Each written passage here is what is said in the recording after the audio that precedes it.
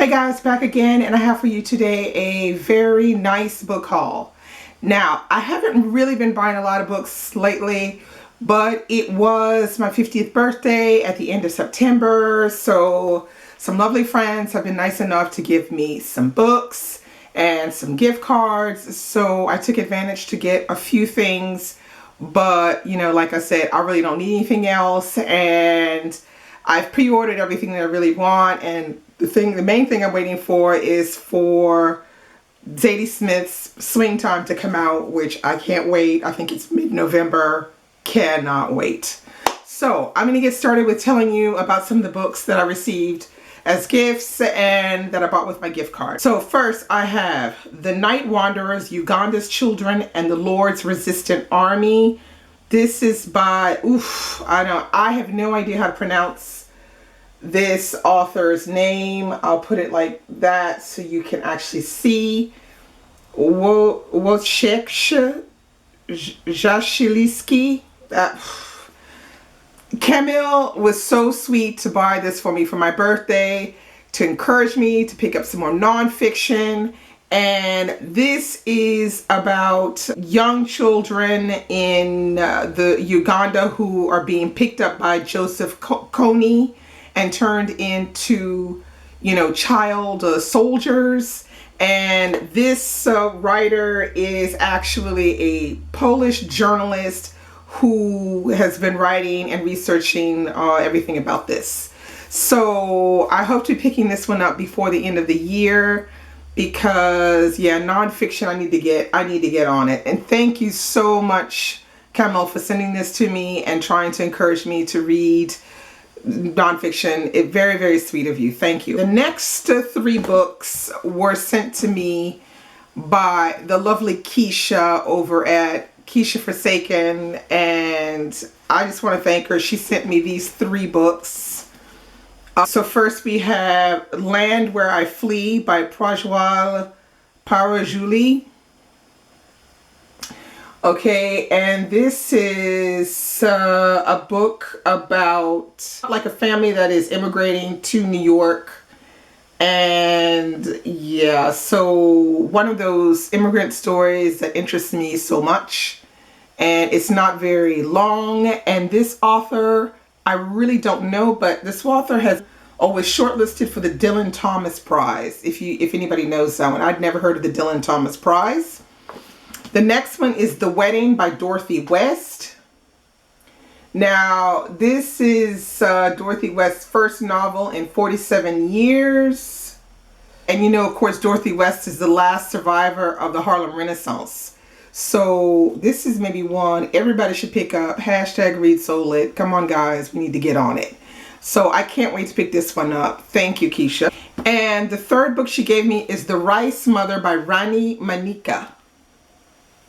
Now, this is sort of like one of those saga stories. It starts where the main character is very young, like 13 years old or something, and it goes through her life, and it's in Malaysia. And I have a very, very good Malaysian friend who lives in Germany, and she told me about this book, and she said, oh my God, you need to read this. This book is so good. And she said it was authentic. That, everything that they were talking about in Malaysia seemed to be authentic. So I believe my friend Julie. So this is another book that Ke-sha gave me, and I'm so glad to get it and want to pick it up. Okay, next I picked up Human Acts by Hong Kong. Now, I'm not going to tell you what this is about. You've probably seen quite a few reviews about it. I picked up The Vegetarian in August and absolutely loved it. And I thought, my goodness, I need to pick up something else by her. Now, this one is another short one, but it's a pretty intense one because I think this covers a particular incident that happens in Korea, a political incident, and this book covers that. So I can't wait to get to this. Next, I picked up two graphic novels. Okay, the first one is the new Guy Delisle. It's called Sans Fuir, Récit d'un otage, which means escape. And it's the story of a hostage. Now, this is one of the friends of Guy Delisle who was kidnapped by an Islamist group. And it talks about his survival and his final moment of, being set free. And I can't wait to get to this one because, okay, it's quite a chunker, but it's supposed to be very intense, and I love the way it's been drawn with these dark grays and blues. And yeah, I can't wait to tuck into that one. The next graphic novel I got is L'Arabe du Futur #3. This one, I just, as soon as it came out, I ran out to the store and got it, because I knew that if I didn't, I would get there and there would be none left, and then would I have to wait to have to order it.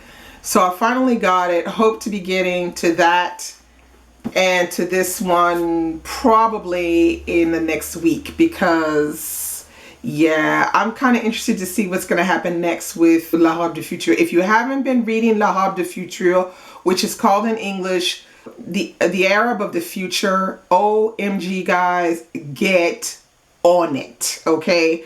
Because this is like an in-depth real story. The guy who wrote the story, his name is Riyad Sattouf.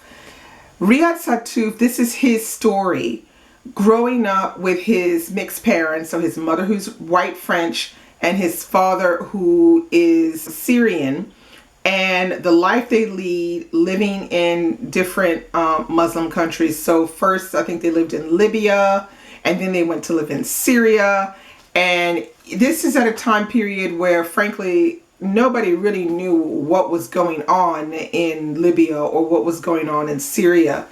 It wasn't so open as that. And this story told from his point of view is absolutely just, it's mind-blowing. It's very good. So if you haven't picked this up, pick it up. This is the third one. It just came out, I think, a week ago. This one just came out as well. I think it was a week ago. About a week, 10 days. So yeah, Guy Delisle and Riyad Sattouf. Next I have on the list The Association of Small Bombs, a novel by Karan Mahajan. Now I've seen just a few reviews on this one, nothing that I've seen particularly on BookTube. I think the two reviews I'm thinking about were on blogs, and I'm very interested in picking this one up.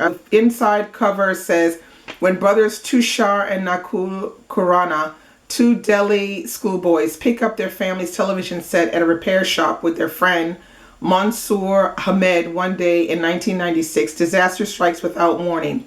A bomb, one of the many small bombs that go off, seemingly unheralded across the world, detonates in the Delhi marketplace, instantly claiming the lives of the Khurana boys to the devastation of their parents. Mansoor survives, bearing the physical and psychological effects of the bomb. So yeah, this is kind of, close to home for, everything we hear on the radio, or that even that we know, people we know that are experiencing this at the moment.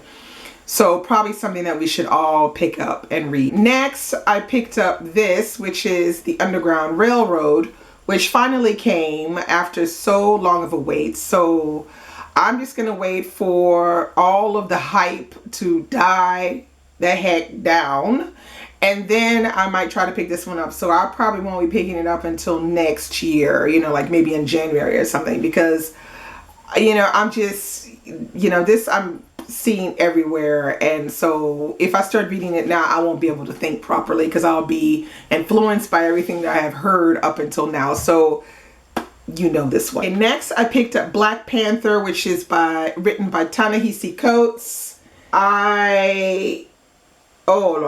This is really, really good. I really like the way the storyline is written for this, and I really love the drawing.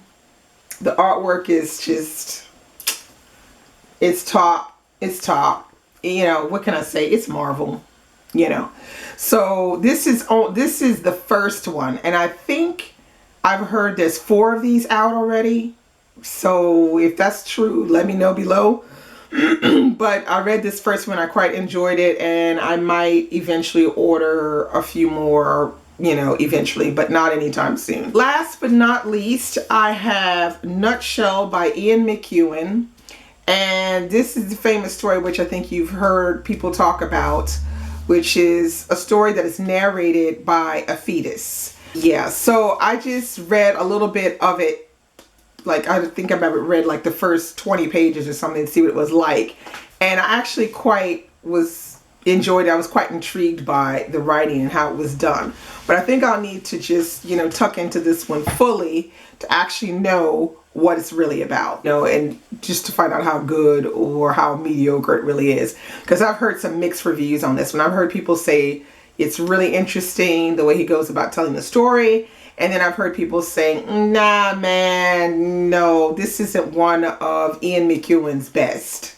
So I'm just going to keep an open mind because Ian McEwan either does it for me or doesn't do it for me. I like Saturday. I didn't like Sweet Tooth. So this will be my third Ian McEwan, and so we'll see. So that's all I have for you today in a book haul. I know it's been a long time since I've done a book haul, but like I said, I haven't really bought a lot of books. These are the ones I've bought, and the only other ones are pre-orders, which I'd made at the end of last year, which most of them have come in. I think that was the second to last one, was the Underground Railroad. The last one I'm waiting for is, of course, Swing Time by Zadie Smith.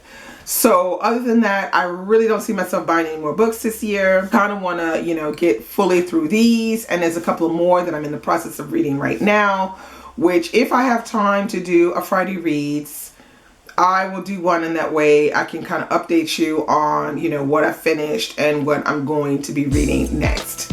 So that's all I have for you today. Hope you enjoyed this book haul. See you guys real soon. Bye.